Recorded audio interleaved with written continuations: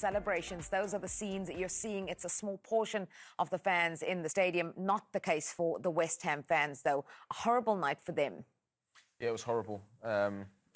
Started so well, though. You know, obviously, with Paqueta's goal, started well. That's how you want to start. It's sort of like a reaction from the weekend. You know, conceded 3 goals against Sunderland, losing in that manner. But then after that, to be honest, it was similar to Sunderland. You know, they concede 1 and down tools. It was a horrible night. You know, to concede 5 goals at home, you know, in a London derby. You know, you can lose football matches, but it's the manner in which they lose the football matches. And you see the goals, avoidable, no fight. Really disappointing. Joe, Jermaine mentioned that it started so well for them with that cracker from Paqueta. Let's go through it. And just your thoughts on his technique. Listen, it couldn't have been a better start for West Ham and for Paqueta. He's been AWOL for a while now at West Ham. You know, he's had these troubles, but this is him. This is the Paqueta we see 2 years ago that was driving the David Moyes team to win the Conference League. He was absolutely outstanding. He just picks the ball up, just direct, touch, opens up for him. Caicedo tries to read him that he's going to play it inside, but once he decides to shoot, it's just about body shape and the strike, and it is as sweet as a strike you hit. Nearly bursts the side netting. Fantastic strike. That's what we watch football for. Goalkeeping position? Yeah, goalkeeper could have done better. When I say better, I mean like his position, but it's such a clean strike. It's one of those strikes. As soon as it leaves your foot, you just know. It's a little jump. And even here. from this angle, you can see the movement on the ball here. It just sort of like moves, and it generates so much power. But that's the Paqueta that you wanna see. You know, like Joe said, you know, when he's on it, he's a top player. It was exactly the start they needed. That lead didn't last too long, though, just 9 minutes before Chelsea were level. And again, that's the problems in a nutshell at West Ham. You go ahead, you defend a set piece. They had trouble with this last week up at Sunderland. Cucurella just drops into that midfield, into that near post position. Paqueta, I think, he's a bit bamboozled because he's had to go back into that position. I think if Cucurella starts in that position, I think he takes a better position. He leans over from the side, he doesn't get it. But what he does, he's in there, he's backing off. He doesn't know when Cucurella's going to stop. Then when he does stop, he's pinned him, Cucurella, and he can't move. It's a wonderful flick by him. And then João Pedro, he does the rest. He's just in the right place, and it's a decent finish. You know, but they was clearly targeting that, Chelsea, throughout. They're dropping that ball, Neto or Enzo, into the near post every single time. And I think after last weekend's, West Ham were terrible from dealing with crosses and set pieces. You'd think they've been working on that all week and don't mess. Just be good at that. Be good at that, and they wasn't tonight. Would be incredibly disappointing because post-match the comments from Potter were all about we didn't defend our box, we didn't too well with those kinds of balls. In the build-up, we're talking about how they lined up with 5. You talked about the importance of the defence tonight. Yeah, it's sometimes it's the hardest thing to do in football, but it's the easiest thing to coach, right? Because everything's there. The plan, the positioning. But we're going to see Wan-Bissaka for the second and the third goal having a problem, right? And it's got to come with a mindset and a determination to defend. And that's the worrying thing for me looking at that West Ham team, Jay, is because I looked at that, and after the first weekend, if that game would have finished 2-1, I don't think we were sitting there thinking, oh, I'm worried. I think Chelsea are a better team than West Ham at the moment. But it's the manner in which they defended, the lack of concentrations. They just was off it from the start. Let's look at the goal that makes it 2-1 to Chelsea. And Paqueta thought he should have had a foul in the build-up. Do you agree? Not really, to be honest. I think you just got to get on with it. You know, that old saying, you've got to play to the whistle. And after that, to be fair, I think if you look at Wan-Bissaka's position there, you know, for an experienced player, you know, he doesn't really scan Neto, he doesn't see him there. I'm even looking here, he's not seeing him. Then all of a sudden now, you know, it looks like he looks and that he sees him there. So then you think, OK, can you get back into position? And then, for me, it's just not enough urgency.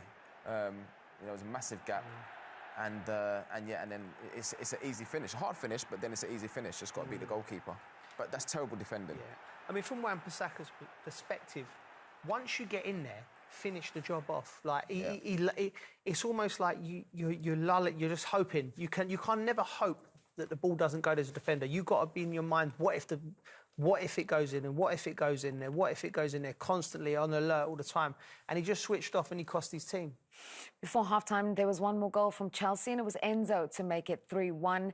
As I mentioned, Stevao in the build-up, he's the one who gets the assist for this. A huge night for him, coming into for Cole Palmer and then becoming the youngest assist creator, the youngest creator for Chelsea in the Premier League. Yeah, I mean, amazing. You know what I like?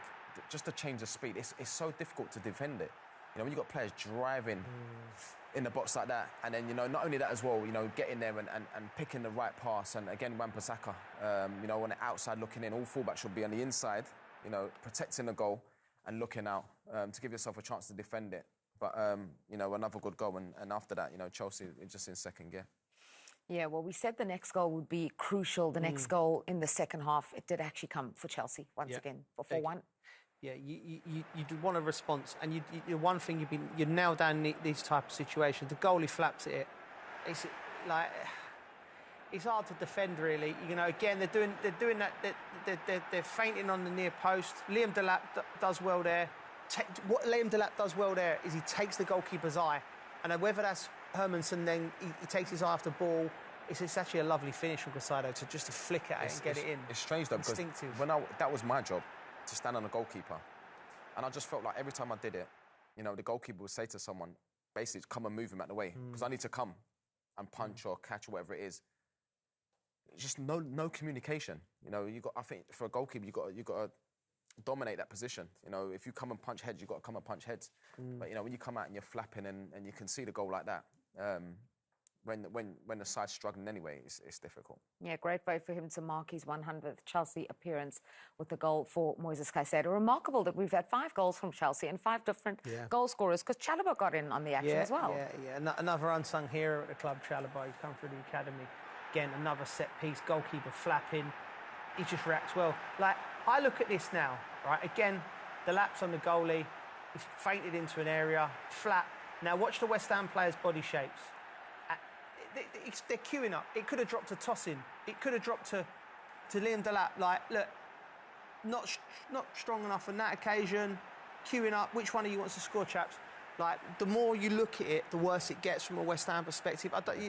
It's hard when you do this job and you got a team and I can see all the problems unfolding in front of you when you watch it, and it's just it's a difficult time for the club. It really is. You're trying to look for like the positives, and you think, what's the positives? You can lose, and I think the only positive, obviously, Carl Palmer coming back. Callum Wilson looks sharp. I think when he gets up to speed, you know, he was unlucky with the header. Potts, the young lad. They're the only positives, really.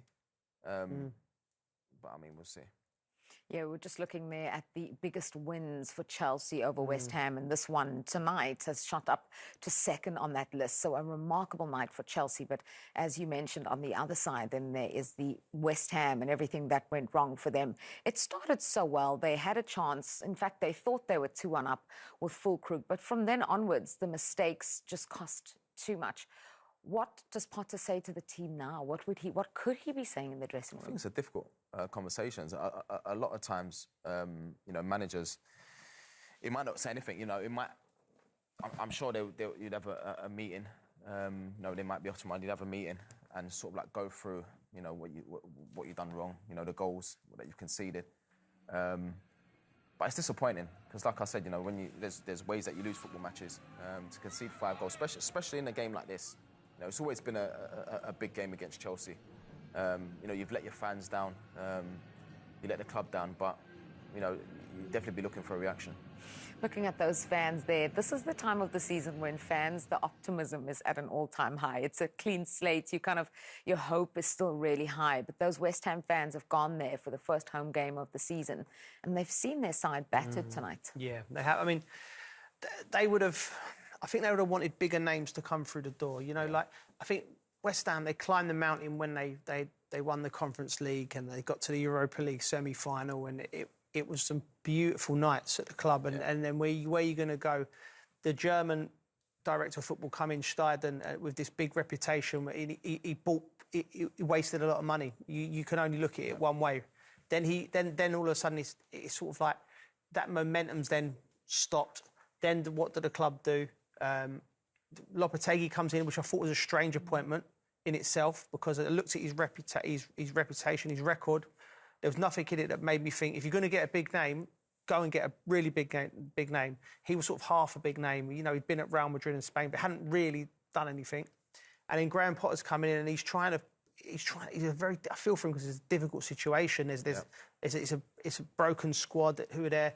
And I think the club is at a crossroads now where they'll be thinking, Right, where do we go now? Do we stick or twist with Graham Potter? I like Graham Potter. I think he's a very talented coach. I just know from the club playing at the club, JD, it's like they won't have liked what they've seen in terms of the energy, the enthusiasm, and the drive. And I think once that goes and that anger comes into, it's very difficult to turn it round. You have to be a brave. They need to sign brave footballers now. Before the window to drag that club, or it's going to be a long season. And by the way, I think all the promoted clubs are better than last year. So West Ham could be it's 2 games in, but you could be looking at that end of the table rather than a bit further up.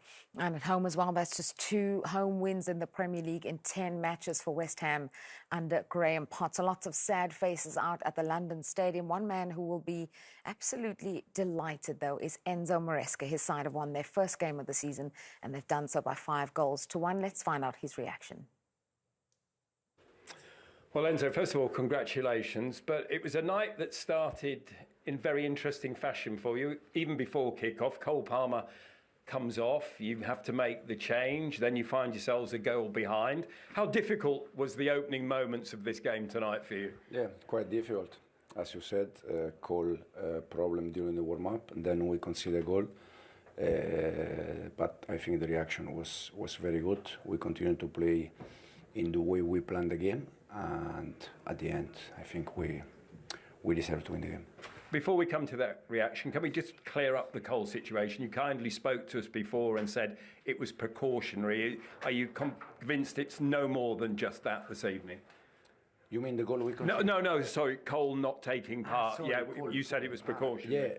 Yeah. In the last 4 or 5 days, it was not 100%. Yeah. And tonight, during the warm-up, he felt again something, so we prefer don't start with him, don't take any risk, or at least don't get worse, and we see in the next hours. Let's get to that reaction to you going a goal behind. How impressive was it from a coach's point of view?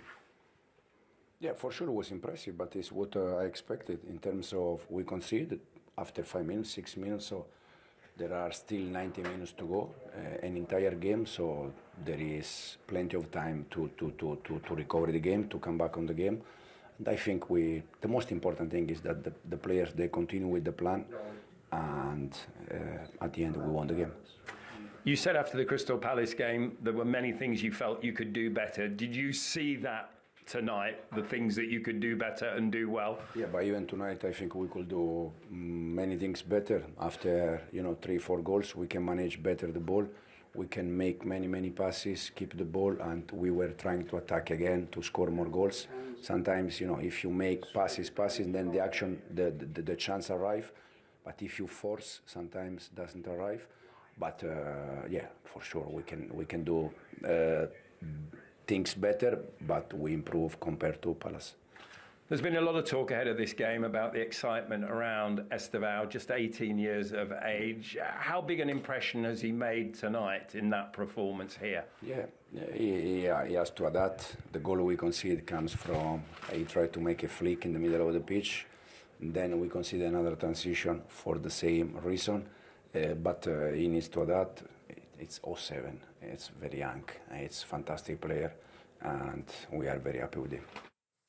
Very young indeed, 18 years old, and written his name into the Chelsea history books already after his first 90 minutes, starting because of Cole Palmer, obviously, injured in the warm-up. But as we just heard from the manager, and we'll break this down, Cole Palmer not 100% in midweek.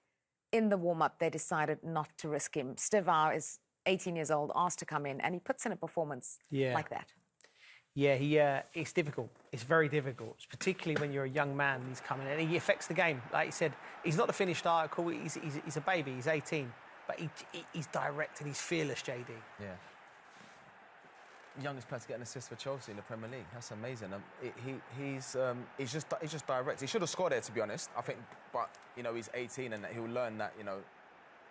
In the final third, be more efficient than that. But even like back tackling there, but I like when he gets it and the change of speed, it just drives at defences, and a lot of time it picks the right pass. It's quite mature in that way, but just really sharp, and like this is here. Do you know what he does so well? These little touches here, these extra touches here. You watch the great Brazilian players that we've seen. Wow. You know, he gives me Neymar vibes, but he takes them extra touches where it's just a little touch from the outside of his boot, and he drives and he makes time for himself. It's a joy to watch. Football fans know what they like, and they knew they loved this kid from the first time they met him, and they're excited. You can sense the excitement when you go to Stamford Bridge.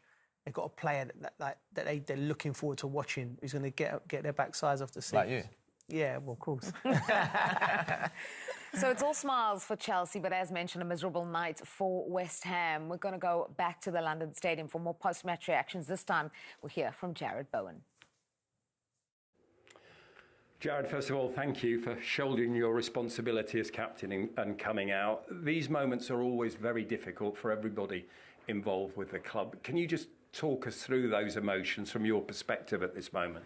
I think you can probably imagine fuming, disappointing, all the emotions that come with being on the back of conceding 8 goals in 2 games and not picking up a point yet. I think they got ourselves into a really good position at 1-0, and then I just thought the goals were really cheap on our behalf. We didn't really make them work for those 3 from set pieces, which we've always prided ourselves over the years, and a couple more finishes inside the 6-yard box. So I think kind of gifted the goals away, and you do that against any opposition. We learnt that at Sunderland last week, and we've learnt again tonight. You mentioned those lessons at Sunderland, and then again you're repeating the same mistakes tonight. What does that come down to, Jarrod? Is that collective responsibility? Is it individual responsibility? How does it pan out? It's a collective. We're out there on the pitch, and when things are going well, it's easy to get individual awards and what have you. But I think when things aren't going so well, you have to point the finger at every single person, because we're out there on the pitch. It's not defenders defending well enough. It's not midfielders. It's strikers as well. Maybe not pressing as well as we know that we can do. So I think it's definitely a whole. I don't think it's, especially in a moment like this, to be individually and pointing fingers. We have to all look at ourselves, take the responsibility of where we are right now. Jarrod Bowen talking about mistakes that they made once again. 8 goals conceded in their opening 2 Premier League matches. Let's hear from West Ham manager. Here's Graham Potter. Graham, it's a really tough start for a first home game at home for the season. What are your immediate thoughts? Yeah, incredibly disappointed, of course, with the result. A good start. Scored a great goal, and then conceded a cheap goal, and that was probably set the tone for the evening. In the end, we're playing against the top side. We have to acknowledge that, but the manner of the goals we concede, it makes it impossible for us. So we have to do better. It's as simple as that. Still a few days left in the transfer window. Can that be a way to improve things, do you think? Well, of course we'll always look, but it's more fundamental than that. We have to work harder to make it not so easy to score against us, because they're too cheap. As I said, we're playing against a top team, and if they're carving us open with quality play, then okay. But it wasn't like that, I don't think. And even though it was a tough night for us, of course. So we're disappointed with the goals, and we're disappointed with the result. Just trying to pick a few positives. I thought Kyle Walker-Peters seemed to combine well with Jarrod Bowen in the second half. I know the horse had bolted, but is that something you could build on? Yeah, I mean, no, there doesn't feel like too many positives, but there are always individuals there that kept going. And Malik Diouf as well on the left-hand side kept going, a young player making his home debut. But we're just disappointed at the moment. There's not too much to focus on from a positive perspective. We have to dust ourselves down and prepare to play against Wolves. We'll start tomorrow and keep going. All right. Hard luck tonight. Thank you. Cheers. Thank you. Yeah, Graham Potter looking absolutely distraught after that performance from his West Ham side. Where to from here? Yeah, well, listen, for him, it's coming in and really picking the bones out of his players and having that heart to heart. I know it happens across football constantly. It is.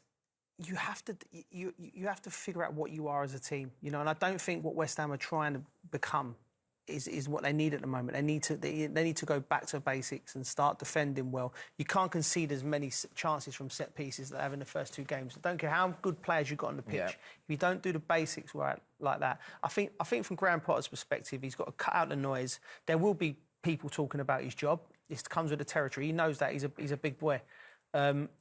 It's being a Premier League manager, but what he needs to do is he needs to go and look at his players in the eyes and figure out which one to use as with me. Then that's crucial. Got to keep clean sheets. Because no point we spoke about, obviously, I mean, we spoke about Joe Bowen a lot. You know, Callum Wilson, man. But you can't keep clean sheets. You can't win. Well, there you go. Disappointment for West Ham. A 5-star performance from Chelsea, though. Thank you to Joe. Thank you to Jermaine. That's all we have time for. Enjoy the rest of the football this weekend. We'll see you next time. Bye-bye.